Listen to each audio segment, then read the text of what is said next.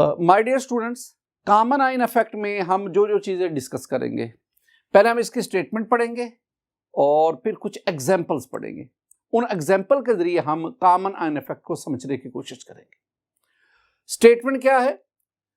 ये स्टेटमेंट बाज़ दफ़ा ना आपसे शॉर्ट आंसर क्वेश्चन की सूरत में पूछी जाती है, और ये जो क्वेश्चन है ये एग्जाम में बतौर लॉन्ग क्वेश्चन भी पूछा जा सकता है कि state the common ion effect and give its few suitable examples. Statement में देखेंगे the suppression of ionization of a weak electrolyte by adding a common ion from outside.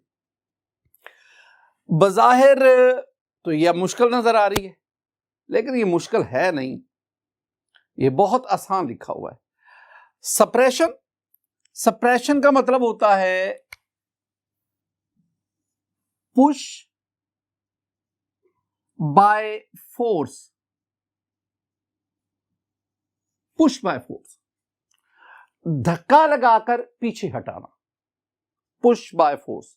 यानी अगर कोई प्रोसेस हो रहा है उसको वापस धकेलना, that is called the suppression of ionization of a weak electrolyte. Electrolyte हम किसे कहते हैं? Electrolyte is a substance which ionize in aqueous solution. वो सब्सटेंस जो आयोनाइज हो जाए दैट इज कॉल्ड इलेक्ट्रोलाइट, और जो आयोनाइज ना हो that is called non electrolyte. मसलन when we add sodium chloride in water, it ionizes into sodium ion and chloride ion, so sodium chloride is an electrolyte. On the other hand, if we add glucose in water, it does not ionize into ion, so glucose is a non-electrolyte. अब electrolyte के बाद आ गया weak electrolyte और strong electrolyte. Weak electrolyte जो कम ionise होता है, जिसका extent of ionisation कम है, और स्ट्रॉन्ग इलेक्ट्रोलाइट जिसका एक्सटेंट ऑफ आयोनाइजेशन बहुत ज्यादा है। मसलन अगर मैं 2 इलेक्ट्रोलाइट लेता हूं, उनके 1,00,000 मॉलिक्यूल, एक लाख मॉलिक्यूल लेता हूं। पहले इलेक्ट्रोलाइट के 1,00,000 मॉलिक्यूल पानी में ऐड किए, उनमें से 90 से 95 हजार मॉलिक्यूल आयोनाइज हो गए। दूसरा जो मेरे पास है उसके मैंने 1,00,000 मॉलिक्यूल जो है उसको वाटर में ऐड किया, वो बड़ी मुश्किल से 2-3 हजार आयोनाइज। तो जो इलेक्ट्रोलाइट जिसके मॉलिक्यूल ज्यादा आयोनाइज हुए दैट इज स्ट्रॉन्ग इलेक्ट्रोलाइट, और जिसके कम आयोनाइज हुए that is called weak electrolyte. और अगर हम एक्वस पानी की बात करें, strong electrolyte is more soluble in water while weak electrolyte is less soluble in water. ये बात भी ध्यान रखना। माय डियर स्टूडेंट, इसका मतलब यह हुआ कि अगर किसी वीक इलेक्ट्रोलाइट के सॉल्यूशन में हम कॉमन आयन ऐड करें तो क्या होगा? उस वीक इलेक्ट्रोलाइट की आयोनाइजेशन रिवर्स हो जाएगी, सप्रेस हो जाएगी। This one is the common ion. ये जो स्टेटमेंट है स्टूडेंट, आगे जब हम एग्जांपल पढ़ेंगे तो आपको ये बिल्कुल इजीली ये क्लियर हो जाएगी। Purification of NaCl, sodium chloride. हम सोडियम क्लोराइड को स्टूडेंट हम इसे टेबल साल्ट कहते हैं, टेबल साल्ट। हम इसे उर्दू में खुर्दनी नमक कहते हैं, खुर्दनी नमक, खाने वाला नमक जो हम खाने वगैरह में उसमें ऐड करते हैं। तो सोडियम क्लोराइड जो है ये 2 सोर्सेज से हासिल होता है, एक माइनिंग के जरिए, एक सी वाटर से। You know sea water is salty, उस सी वाटर, साल्टी वाटर, उससे साल्ट को, सोडियम क्लोराइड को सेपरेट किया जाता है। इसी तरह माइनिंग के जरिए पाकिस्तान में दुनिया की दूसरी बड़ी माइन है ख्योड़ा साल्ट माइन, दुनिया की दूसरी बड़ी सोडियम क्लोराइड। अब ना माइनिंग के जरिए जो आप सोडियम क्लोराइड निकालते हैं वो सोडियम क्लोराइड प्योर नहीं होता, इसमें बहुत सारी इंप्योरिटीज होती हैं, और उसमें जो खास तौर पर है the impurities of halide of calcium, magnesium, potassium. In metals के हेलाइड बतौर इंप्योरिटीज उस सोडियम क्लोराइड में मौजूद होते हैं। इसके साथ साथ और कई इंप्योरिटीज भी सोडियम क्लोराइड में शामिल होती। हम क्या करना चाहते हैं? हम सोडियम क्लोराइड को इंप्योरिटीज से साफ करना चाहते हैं, प्योरीफाई करना चाहते हैं। इसके लिए हम क्या करेंगे? पहला तो बहुत आसान काम है, हम sodium chloride, impure sodium chloride उसको वाटर में डिसॉल्व करेंगे। कुछ इंप्योरिटीज पानी में हल हो जाएंगी अलॉन्ग विद सोडियम क्लोराइड, लेकिन कुछ ऐसी इंप्योरिटीज होंगी जो वाटर में डिसॉल्व नहीं होगी, और insoluble impurities they will settle down. हम उस सॉल्यूशन को फिल्टर कर लेंगे और फिल्टरेशन के जरिए हमने इनसॉल्युबल इंप्योरिटीज को सेपरेट कर लिया। अब उस सॉल्यूशन के अंदर सोडियम क्लोराइड के साथ साथ सॉल्युबल इंप्योरिटीज भी शामिल हैं। अब हम उन सॉल्युबल इंप्योरिटीज को कैसे रिमूव करवाएंगे, यही आज हमारा ये पहली डिस्कशन है। हम उन सॉल्युबल इंप्योरिटीज से सोडियम क्लोराइड को कॉमन आयन इफेक्ट के जरिए सेपरेट करेंगे। माय डियर स्टूडेंट, इसको पढ़ने से पहले ना एक दो बातें आपके ज़हन में आनी चाहिए। मैंने ना इससे पहले आपको एक टॉपिक पढ़ाया था, ली शैटलियर प्रिंसिपल। ली शैटलियर प्रिंसिपल स्टूडेंट, हमने इसमें पढ़ा था A+B रिवर्सिबल C+D। मैंने आपको पढ़ाया था कि अगर वो effect of change in concentration, अगर आप A और B की कंसंट्रेशन इंक्रीज करेंगे रिएक्शन फॉरवर्ड जाएगा। और एक और भी बात पढ़ाई थी, मैंने कहा था कि अगर हम C और D इनकी कंसंट्रेशन इंक्रीज करेंगे तो रिएक्शन किधर आएगा, रिवर्स आएगा। अगर हम प्रोडक्ट की कंसंट्रेशन इंक्रीज करेंगे रिएक्शन रिवर्स आएगा, रिएक्टेंट की कंसंट्रेशन इंक्रीज करेंगे रिएक्शन फॉरवर्ड जाएगा। ये बातें हम पीछे पढ़ के आए। फिर मैंने आपको स्ट्रॉन्ग इलेक्ट्रोलाइट और वीक इलेक्ट्रोलाइट इसका भी कॉन्सेप्ट दिया। अब जरा सुनना है माय डियर स्टूडेंट, ये जो NaCl है sodium chloride, it is less soluble in water. ये less soluble in water. This one is weak electrolyte, आप इसको वीक इलेक्ट्रोलाइट भी कह सकते हैं। इसके बरक्स अगर आप HCl की बात करें, HCl is the strong electrolyte and it is more soluble in water। ये दो बातें आपके जहन में बैठनी चाहिए। अब आगे हम बढ़ते हैं। प्योरिफिकेशन ऑफ NaCl, इसके लिए पहला आप क्या काम करेंगे, आप ब्राइन को प्रिपेयर करेंगे, यानी पहले आप ब्राइन इसको प्रिपेयर करेंगे। Preparation of brine, what is brine my dear student? Brine is the saturated solution of NaCl। Sodium chloride का सैचुरेटेड सॉल्यूशन, उसे हम कहते हैं ब्राइन। सैचुरेटेड सॉल्यूशन क्या है? ऐसा सॉल्यूशन जिसमें मजीद सॉल्यूट डिसॉल्व ना हो, that is called saturated solution. My dear student, saturated solution अगर आप उसको केमिस्ट्री की नजर से देखेंगे, अगर आप उसको केमिस्ट्री की नजर से देखेंगे तो सैचुरेटेड सॉल्यूशन है क्या, जरा देखना। आपके पास ना स्टूडेंट ये एक बीकर है, हम ब्राइन बनाने जा रहे हैं। इस बीकर के अंदर आपने पानी को लिया, अब आप उसमें सोडियम क्लोराइड NaCl डालेंगे, वो सोडियम क्लोराइड जिसको आप प्योरीफाई करने निकले। अब सोडियम क्लोराइड डालते जाएं, इसको स्टीर करेंगे, सोडियम क्लोराइड वाटर में डिसॉल्व होता जाएगा। ये एक वक्त आएगा जब सोडियम क्लोराइड मजीद पानी में हाल नहीं होगा, वो नीचे बैठना शुरू होगा। अब इसका मतलब है कि अब इस सॉल्यूशन में मजीद सोडियम क्लोराइड को डिसॉल्व करने की सलाहियत नहीं है। तो ऐसा सॉल्यूशन जिसमें मजीद सोल्यूट डिसॉल्व ना हो, that is called saturated solution, and the saturated solution of NaCl that is called the Bryan.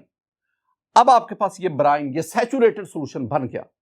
अब इस सैचुरेटेड सॉल्यूशन में आपको सोडियम क्लोराइड नीचे सेटल डाउन नजर नहीं आता, बल्कि सारे का सारा सोडियम क्लोराइड सॉल्यूशन में मुकम्मल तौर पर हल हो चुका है और सॉल्यूशन मजीद NaCl डिसॉल्व नहीं कर सकता। This one is the Bryan.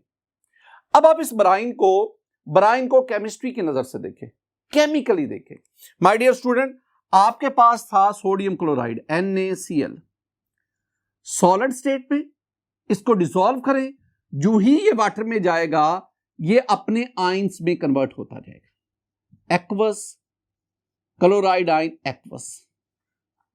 शुरू में सोडियम क्लोराइड तेजी से अपने आयंस में कन्वर्ट होता जाएगा, and these ions are surrounded by water molecule, और इस तरह ये वाटर में डिसॉल्व होता जाएगा। अब ना जब वाटर के अंदर बहुत ज्यादा सोडियम आयन और क्लोराइड आयन बन जाएंगे, अब ये सोडियम आयन और क्लोराइड आयन इनमें से कुछ ये आपस में कंबाइन होकर दोबारा सोडियम क्लोराइड में कन्वर्ट होते जाएंगे।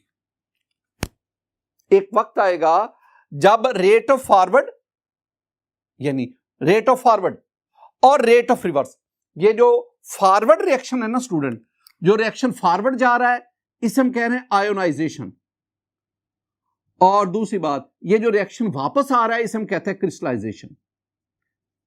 क्रिस्टलाइजेशन जब रेट ऑफ आयोनाइजेशन और रेट ऑफ क्रिस्टलाइजेशन आपस में बराबर हो जाएंगे हम कहेंगे इक्विलिब्रियम एस्टैब्लिश हो गया, और जब इक्विलिब्रियम एस्टैब्लिश हो जाएगा then we get a saturated solution. फिर हमारे पास सैचुरेटेड सॉल्यूशन, जब तक ये इक्विलिब्रियम एस्टैब्लिश नहीं होगा the solution will be unsaturated, और अगर इक्विलिब्रियम एस्टैब्लिश हो जाएगा the solution will be saturated. अब अगर आप इसका केसी एक्सप्रेशन लिखें, केसी एक्सप्रेशन में हम क्या करते हैं, concentration of product I mean sodium ion की concentration, concentration of reactant over concentration of NaCl। अब इसकी एक मखसूस पर्टिकुलर केसी वैल्यू होगी। अब आए अपने काम की तरफ। माय डियर स्टूडेंट, ब्राइन के अंदर यह सिचुएशन डेवलप हो चुकी है, इक्विलिब्रियम स्टेट एस्टैब्लिश हो चुकी है। अब आपने क्या करना है, आपने इस ब्राइन में से HCl गैस पास करवाना। जरा देखिएगा, मेरे पास इस कंटेनर में ब्राइन है, सैचुरेटेड सॉल्यूशन ऑफ NaCl, इधर मैं HCl गैस प्रोड्यूस करवा के उस HCl गैस को मैं ब्राइन में से पास करवाता हूं। माय डियर स्टूडेंट, जैसे जैसे HCl गैस देखे ब्राइन में से पास करती जाएगी, आप इसको देखेंगे तो इसके अंदर ये व्हाइट क्रिस्टल प्रोड्यूस हो रहे हैं, white PPT precipitate, and those white precipitate are settle down, वो नीचे बैठते जा रहे हैं। These white precipitate are actually the sodium chloride. इस तरह आपने उस सैचुरेटेड सॉल्यूशन से सोडियम क्लोराइड को प्रेसिपिटेट आउट करवा दिया, और ये जो सोडियम क्लोराइड के प्रेसिपिटेट है ये बॉटम पे डिपॉजिट होते जाएंगे। जब ये काफी मिकदार में डिपॉजिट हो जाएंगे फिर हम इस सॉल्यूशन को फिल्टर करेंगे और यूं हम प्योर सोडियम क्लोराइड क्रिस्टल्स उनको हासिल करेंगे। जो सॉल्युबल इंप्योरिटीज थी वो सॉल्यूशन के अंदर ही रही, वो प्रेसिपिटेट आउट नहीं हुई। ये रिएक्शन है जो एक्चुअली होता है। अब इस रिएक्शन को हम केमिस्ट्री की लैंग्वेज में कैसे समझाएंगे? माय डियर स्टूडेंट, देखें सोडियम क्लोराइड, अब सॉल्यूशन के अंदर क्या क्या है, ये आपके पास सॉल्यूशन है, ये आपके पास सॉल्यूशन है। सॉल्यूशन के अंदर आपके पास सोडियम आयन भी है, क्लोराइड आयन भी है, और ये सोडियम क्लोराइड का क्रिस्टल भी पड़ा हुआ है, इनके दरमियान इक्विलिब्रियम है। ये sodium ion chloride and these are the reactants and these are the products, while NaCl this one is the reactant. अब आपने क्या किया, आपने इसके अंदर HCl गैस पास करवाई। HCl is more soluble in water than sodium chloride, ये मैंने पहले आपको समझा दिया। सॉल्यूशन में सोडियम क्लोराइड की निस्बत HCl मोर सोल्यूबल है। HCl is strong electrolyte while NaCl is weak electrolyte। अब हमने क्या किया, हमने वीक इलेक्ट्रोलाइट के सॉल्यूशन में, वीक इलेक्ट्रोलाइट इसके सॉल्यूशन में हमने HCl को, एक स्ट्रॉन्ग इलेक्ट्रोलाइट को ऐड करवाया। जो ही HCl को ऐड करवाएंगे HCl तेजी से हाइड्रोजन आयन और क्लोराइड आयन देता जाएगा। जैसे जैसे HCl आयोनाइज होता जाएगा तेजी से, वैसे वैसे सॉल्यूशन के अंदर क्लोराइड आयन की कंसंट्रेशन बढ़ती जाएगी। One of the product, chloride is one of the product, तो इस प्रोडक्ट की कंसंट्रेशन बढ़ रही है। ली शटर प्रिंसिपल क्या कहता है, अगर प्रोडक्ट की कंसंट्रेशन बढ़ेगी तो रिएक्शन किधर चल पड़ेगा, रिवर्स। इसका मतलब हुआ कि जैसे जैसे HCl आयोनाइज होता जा रहा है, सॉल्यूशन में क्लोराइड आयन की कंसंट्रेशन बढ़ती जा रही है, और कंसंट्रेशन बढ़ने की वजह से यह रिएक्शन रिवर्स चल पड़ेगा। आई मीन आयोनाइजेशन सप्रेस होगी और क्रिस्टलाइजेशन शुरू हो जाएगी।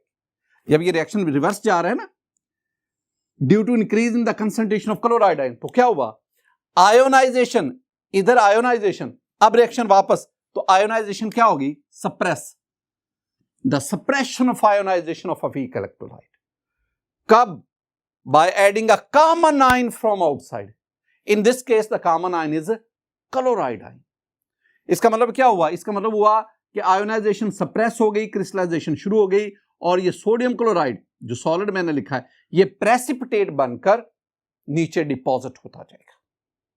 जैसे जैसे आप HCl, ये रिएक्शन इधर जाएगा, ये रिएक्शन रिवर्स हो।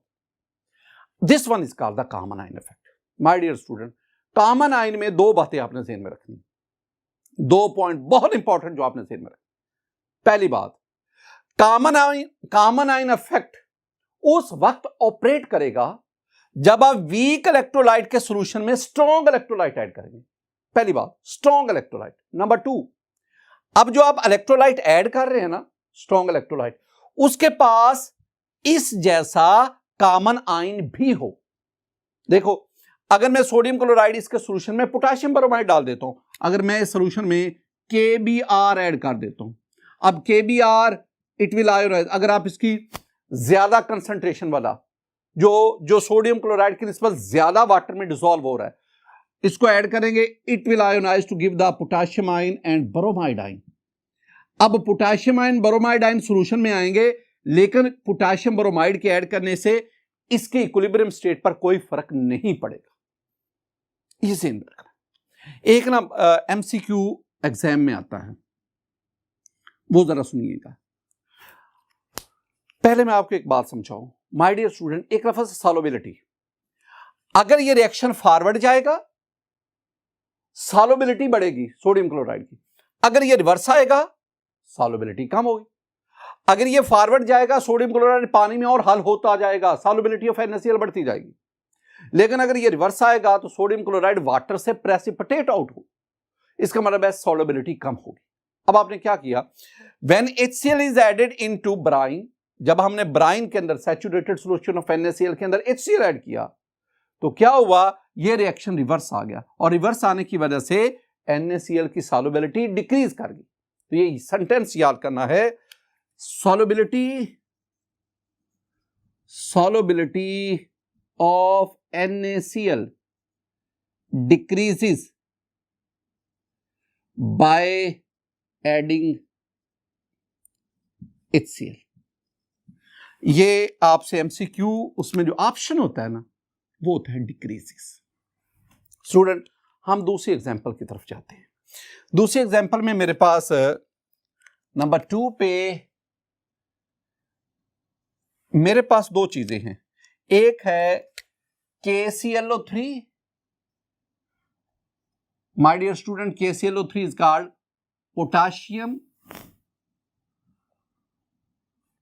क्लोरेट, और एक है मेरे पास KCl, this one is called potassium chloride.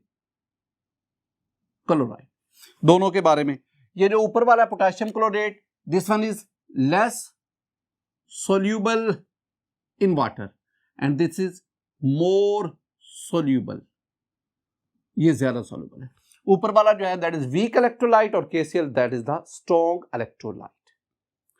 अब जरा ना, पहले मैं इसका एक्सपेरिमेंट आपको बताता हूं, फिर हम देखते हैं उसकी एक्सप्लेनेशन हम करेंगे कॉमन आयन इफेक्ट की बेस पर। माय डियर स्टूडेंट, मेरे पास ये एक टेस्ट ट्यूब है। इस टेस्ट ट्यूब में मैं पोटेशियम क्लोरेट का सॉल्यूशन लेता हूं। This one is 1 molar solution of potassium chlorate. अब इस सॉल्यूशन के अंदर मैं ये पोटेशियम क्लोराइड को ऐड करता हूं, द पोटेशियम क्लोराइड का 4 मोलर सॉल्यूशन। जब मैंने ऐड किया तो इसके अंदर ये बहुत छोटे रोम्बिक क्रिस्टल्स बने। अगर मैं इसमें मजीद पोटेशियम क्लोराइड को ऐड करता हूं तो अब आप इसमें देखेंगे very minute crystals they start appearing, और with the passage of time अब now these precipitate they settle down, और ये आपके पास पोटेशियम क्लोरेट के क्रिस्टल बनते गए। इसमें हमने क्या किया, हमने पहले KClO3 पोटेशियम क्लोरेट इसको वाटर में डिसॉल्व करके इसका 1 मोलर सॉल्यूशन बना लिया। उसमें ये पोटेशियम आयन और क्लोरेट आयन आ गए। अब ये इक्विलिब्रियम एस्टैब्लिश हो गया, rate of forward rate of reverse बराबर। अब आप इसके सॉल्यूशन में 1 मोलर सॉल्यूशन में आपने KCl को ऐड किया। My dear student, KCl is strong electrolyte as compare to, KCl ज्यादा आयोनाइज होगा और ये पोटेशियम आयन और क्लोराइड आयन देगा। जैसे जैसे KCl आयोनाइज होता जाएगा, सॉल्यूशन में पोटेशियम आयन की कंसंट्रेशन बढ़ेगी। इन this case potassium ion is the common ion. ये हमारे पास आ गया कॉमन आयन।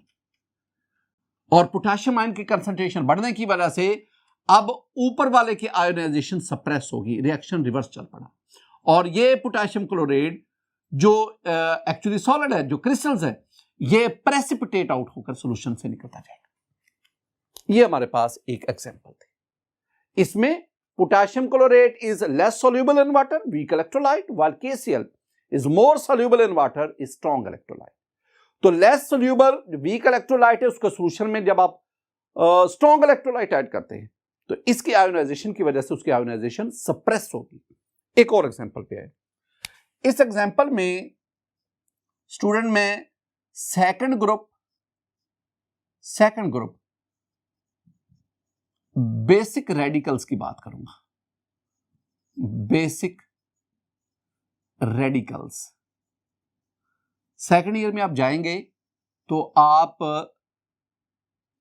साल्ट एनालिसिस पढ़ेंगे। साल्ट एनालिसिस में आप साल्ट के अंदर साल्ट के दो हिस्से होते हैं ना, एक एसिडिक पार्ट, एक बेसिक पार्ट। एसिडिक पार्ट जो एसिड से आता है, बेसिक पार्ट जो बेस से आता है।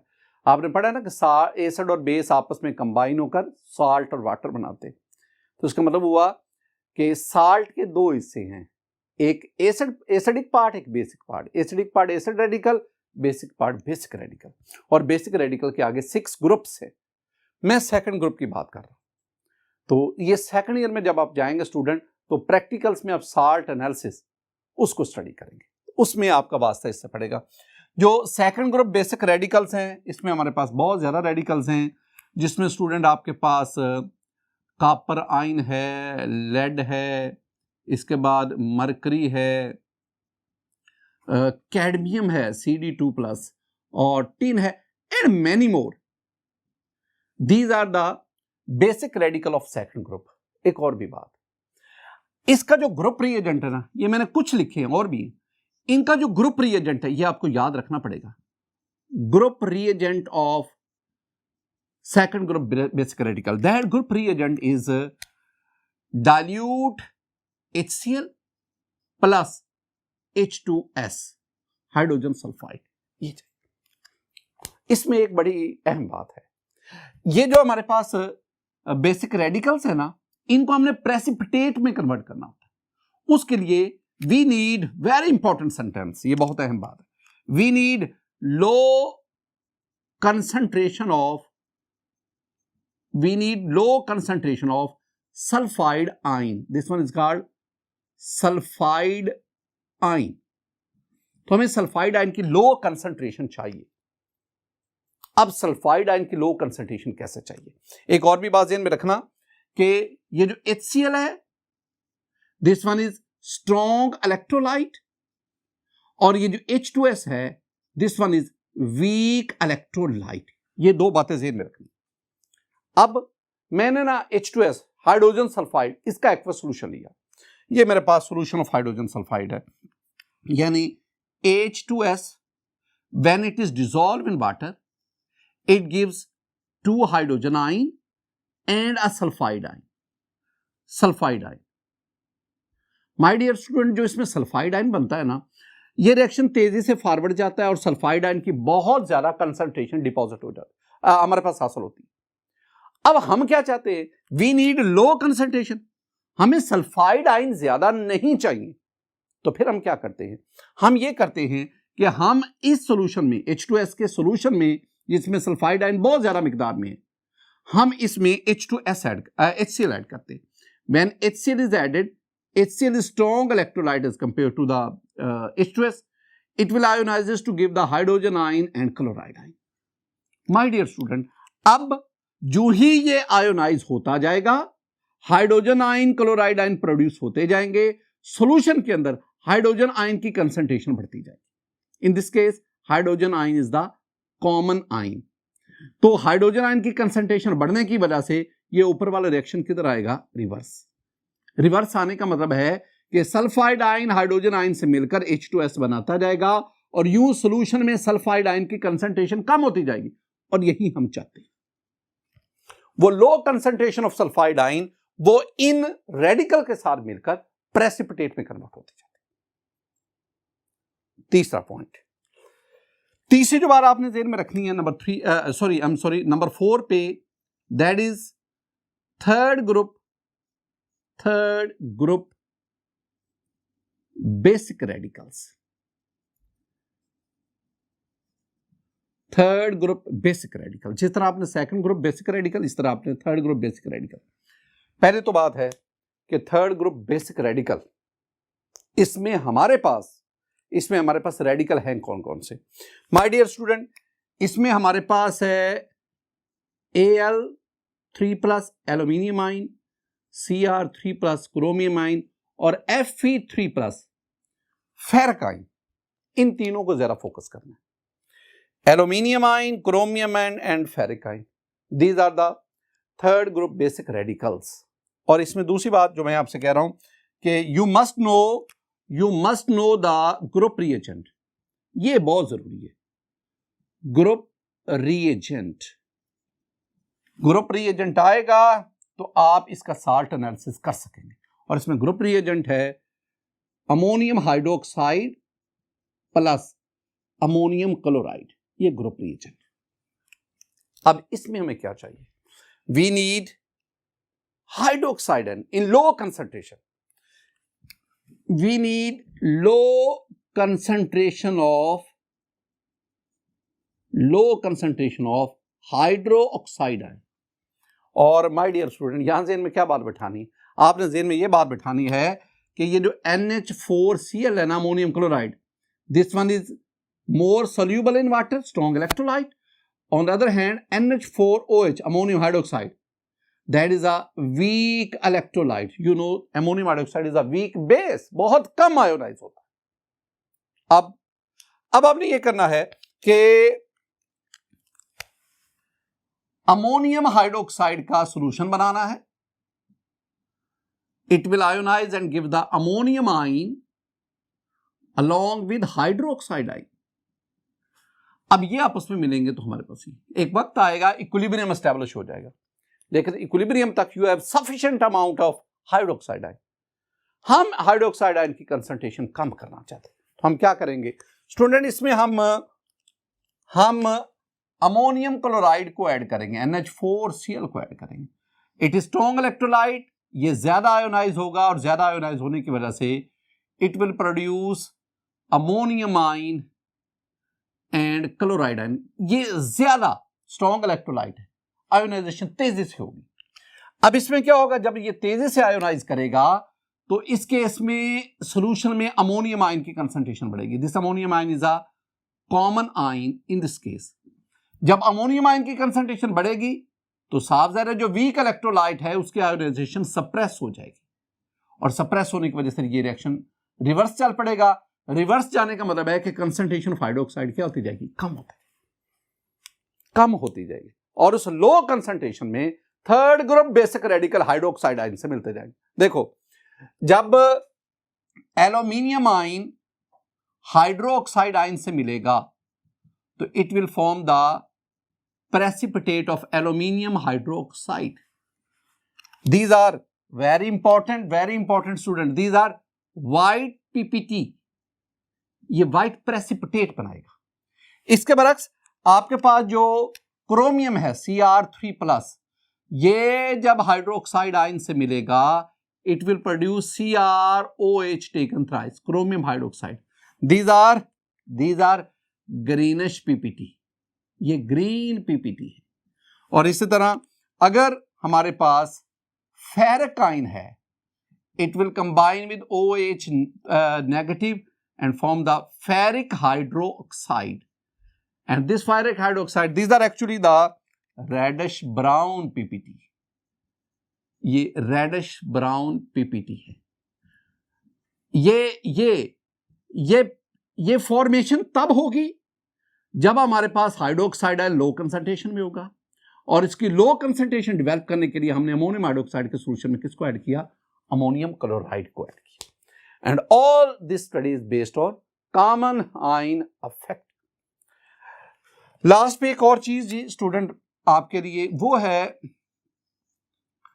कॉमन आयन इफेक्ट की मजीद भी एप्लीकेशंस होंगी। मैं अगर एप्लीकेशंस की बात करूं तो एप्लीकेशंस ऑफ कॉमन आइन इफेक्ट। स्टूडेंट, कॉमन आइन इफेक्ट की एप्लीकेशन में एक तो बात ज़हन में रखना कि this phenomena is extensively used in qualitative analysis, जैसा कि मैंने आपको साल्ट एनालिसिस का जिक्र किया। तो salt analysis is a kind of qualitative analysis. Similarly the phenomenon common effect is also applicable on the buffers, या आप इसको बफर सॉल्यूशंस कह लें। माय डियर स्टूडेंट, इससे अगला जो टॉपिक हमारा जो है ना वो बफर सॉल्यूशंस है, और बफर सॉल्यूशन में कॉमन आइन इफेक्ट किस तरह कार फरमा है ये हम इस टॉपिक में जाके स्टडी करें। माय डियर स्टूडेंट, आज के इस टॉपिक में हमने कॉमन आइन इफेक्ट, उसकी स्टेटमेंट को पढ़ा, और फिर हमने वेरियस एग्जांपल्स की मदद से कॉमन आइन इफेक्ट इसको एक्सप्लेन किया। मेरी दुआ है अल्लाह ताला आप पर अपना फजल और करम फरमाए। अस्सलाम वालेकुम रहमतुल्लाह।